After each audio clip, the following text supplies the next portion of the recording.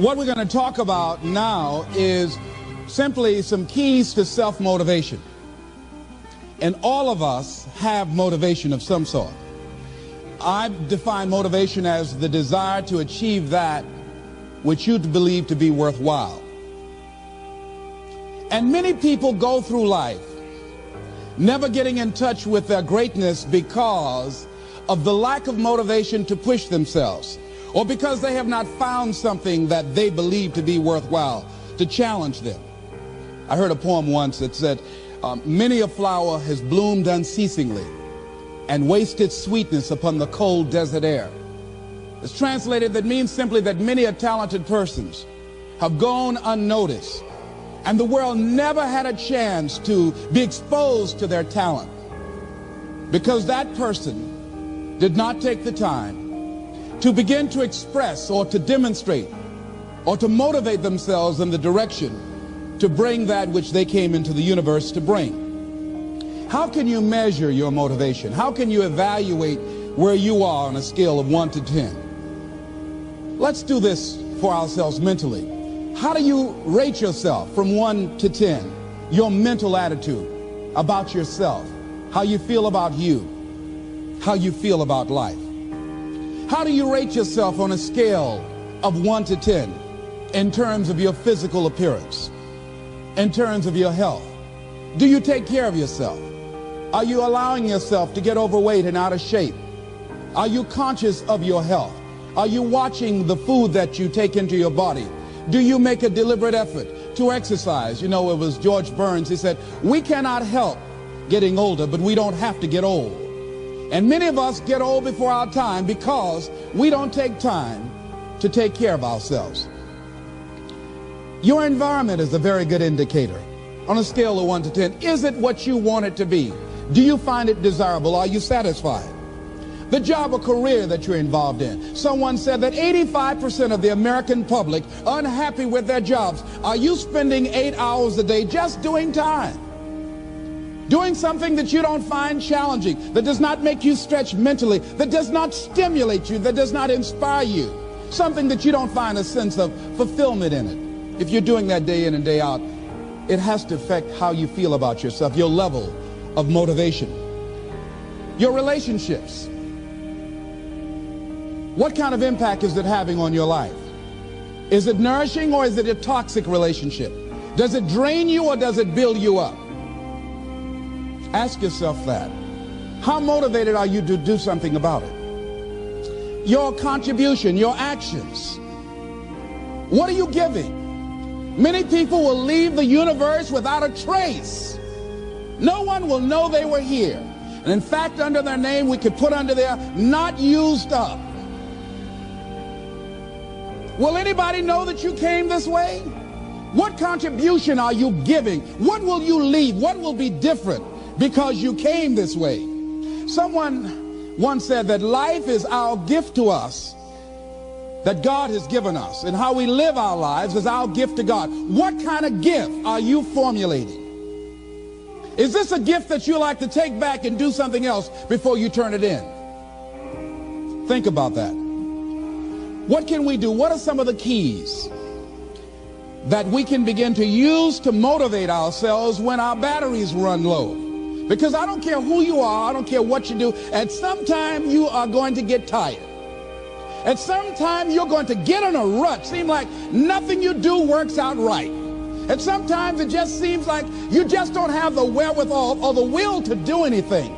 That sometimes you act like you're punch drunk. You're just wading through life, just doing time day in and day out, looking at non-discriminatory television, anything that's on, just looking.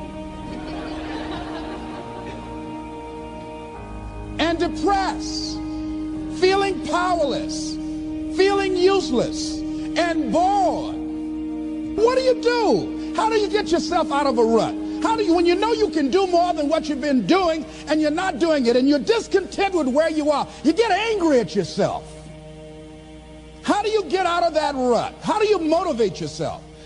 One of the things that we must do is that we must be involved in working on achieving self-mastery. You must work on yourself continuously. Never be satisfied with yourself. Always know that as you invest the effort and time on you, that's the greatest ability that human beings have above animals. See, a dog can't be anything but a dog. Tree can't be anything but a tree. Human being, you've got unlimited potential. You can put effort on you, and by concentrating on you and developing you, you can transform your life wherever you are right now. So you want to work on yourself. You want to read books that inspire you and motivate you. You want to listen to tapes over and over and over again. And I suggest that you listen to tapes when you first get up in the morning. You want to control the spirit of your day. When you first wake up in the morning, your mind is operating at 10.5 wave cycles per second. That's when the subconscious mind is most impressionable. Whatever you hear in the first 20 minutes when you wake up, that will affect the spirit of your day. When you listen to tapes, listen with relaxed belief. Believing that this can happen for you. And by listening to them, listen to them over and over and over again, and you will get a breakthrough. You can listen to the same tape for months, and all of a sudden you hear something you never heard before. It have a special meaning for you. Or read the same book over again, and you find some special insight. You said, I can't believe I didn't see that the first time. So you want to be involved in developing yourself. Most people won't do that. Most people won't take that kind of effort and invest that kind of energy in themselves, because they will fall prey to that conversation within. Oh, don't do that. You don't have time. You're too busy. You're too caught up in the rat race. Most people won't do that. Well, they won't take time to go to lectures. They won't take time to go to seminars. They won't take time to go to classes to improve themselves. And as you continue to work on yourself, you will begin to expand your vision of yourself. You begin to work towards self-mastery, and you will begin to see it reflect itself in all the dimensions of your life, your mental life, your physical life, your social life, in your relationships, your monetary life.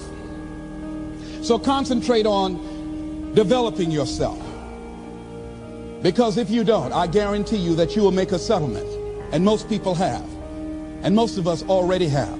What kind of settlement have you made with your life? You know, when we make settlements, out of court settlements, you've heard them, that means that you decided to take something less than what you originally wanted to get had you gone into court.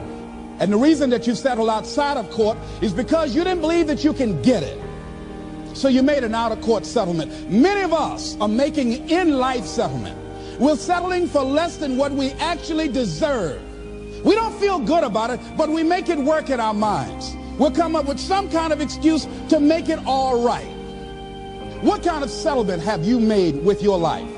Many of us settle for less than what we want out of relationships because we don't have the courage to change them. I had a seminar I used to do called Are You Living Together or Dying Together? Many people are just dying together. Gladys Knight used to have a song that says, neither one of us want to be the first to say goodbye.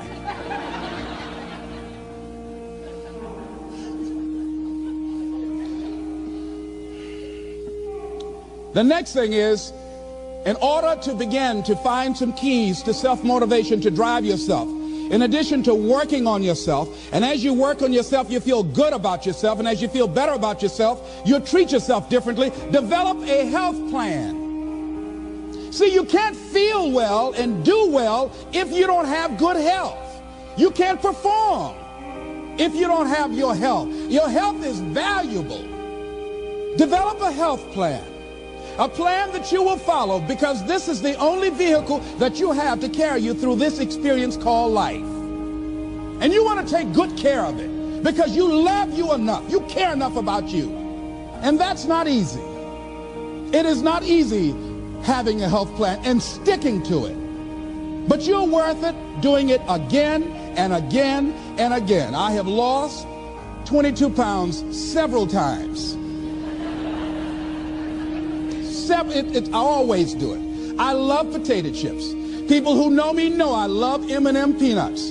I love peanut butter and jelly sandwiches. I love my mother's sweet potato pie. I love this. It's not always on my health plan, but I put it on there sometimes. I said life is too short to go without sweet potato pie. If I go tonight, I want you to slip a slice of sweet potato pie in my casket. And watch the smile on my face. Next thing is, as you take care of yourself, the next key is keys to motivation, to self-motivation. You want to live life with energy and passion. You want to make a conscious effort to be lively. See, in life, you either saying hello or goodbye. You either on the way or in the way. Leave dead people alone. Some folks just walking around looking, saying, how you doing, honey? Stay away from these people. Just go away from them. It affects you.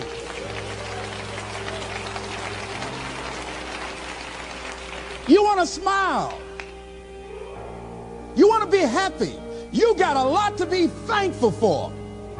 But you watch some of the faces around you every day. And I tell you, some of these faces, they will put you in a depressed state of mind. So you want to avoid these kind of faces. When you see them coming, turn your head. Next thing is that you want to monitor your inner conversations. The things that you say to yourself. You want to watch them, and in watching them, you want to take charge. A friend of mine told me this evening, and she did it excellently. She said, I didn't want to come tonight. I was feeling so depressed. And I said, I'm going anyhow. See, that was the conversation. Oh, you really don't feel like it. You really don't need to do it. You don't really need to read anything. Forget all that. That's that inner conversation. Oh, you don't need to worry about trying to go into your own business. Forget that. You can't do that. What if you lose everything you've got? That inner conversation that stops you from doing the things you want to do less, don't do that. How can you possibly think about being a motivational speaker? You don't have the contacts. You don't have the money. You don't know the right people. You're going to get up there and your mind's going to go blank. Forget all that. You remember that time you got up before some people and you panicked? You stood up and your mind sat down? Don't you remember? And I said, yes. And then I said, shut up. So you've got to learn to stand up to yourself inside yourself. And short circuit, override that conversation that's always going on. 85% of what that conversation will tell you is negative. It's negative. It will tell you you're tired when you really are not tired. It will tell you you can't do it. It will fill you with fear. So you've got to watch that conversation. And when you find it going on, you've got to stand up to it and say, I'm going to do this anyhow. I'm afraid, but I'm afraid not to do it. And I'm not going to let you stop me. The biggest challenge that you will have in life is you. There's an old African proverb that says, if there's no enemy within, the enemy outside can do us no harm. The next thing that is a key to self-motivation is that you've got to ask yourself, what do I want out of life? What do you want out of life? What do you want out of a job? What do you want out of a career? What do you want out of a relationship? What do you want? What gives you your life? How will you know when you got it? What will make you happy? You need to know. You need to start asking yourself some questions. What do I really, really, truly want? You need to be exact about that. Don't be vague. Oh, I just want to be happy. That's too vague.